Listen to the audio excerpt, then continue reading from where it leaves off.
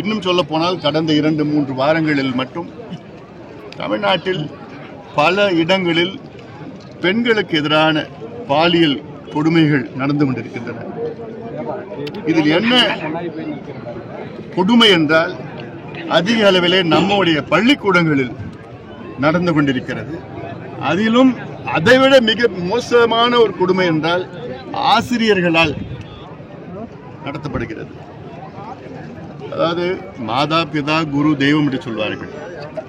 அந்த அளவுக்கு ஆசிரியர்கள் உயர்ந்த நிலையிலே இருக்கின்ற ஆசிரியர்கள் அவர்களால் மாணவிகளுக்கு இது போன்ற பாலியல் சீற்றங்கள், தொந்தரவுகள், கொடுமைகள் எல்லாம் நடைபெறுவது எங்களால் ஏற்றுக்கொள்ள முடியவில்லை. தமிழ் சமுதாயத்தால் ஏற்றுக்கொள்ள முடியல, யாராலும் ஏற்றுக்கொள்ள முடியாது. இப்போ நேற்று கூட பார்த்தீங்கன்னா ஏற்காட்டில் 10 மாணவிகள் பாதிக்கப்பட்டிருக்கின்றார்கள். கிருஷ்ணகிரி போச்சம்பள்ளி பகுதியில் கடந்த வாரம், அதற்கு முன்பு திருச்சியில் மணப்பாறை பகுதியில், கடந்த வாரம் நம்முடைய வேலூர் மாவட்டத்தில் ரயிலில் ஒரு கர்ப்பிணி ஒரு பெண்ணை தள்ளிவிட்டு இப்படியெல்லாம் கொடுமைகள் நடைபெற்று கொண்டிருக்கிறது.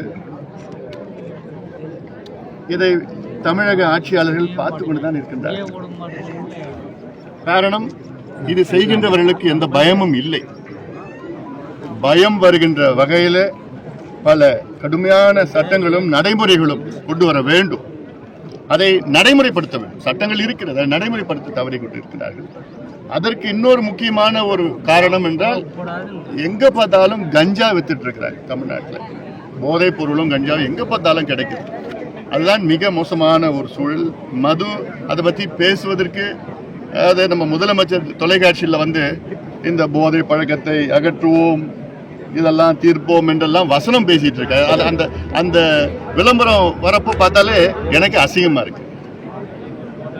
ஏன்னா இவங்க தான் சாராயத்தை விற்கிறாங்க, டாஸ்மாக் கடையை ஊக்குவிக்கிறாங்க, டாஸ்மாக் கடையை அதிகப்படுத்துறாங்க. ஆனா அப்படியே அதே முதலமைச்சர் விளம்பரத்துக்காக போய் போதை, மதுவும் தான் ஒரு போதை. போதை பொருட்கள் மட்டும் போதை கிடையாது, மதுவும் தான் போதை. அதனால் எவ்வளவு கோடிக்கணக்கான குடும்பங்கள் அழிஞ்சிருக்கிறாங்க. செய்திகளை உடனுக்குடன் தெரிந்து கொள்ள உடனே சப்ஸ்கிரைப் பண்ணுங்க.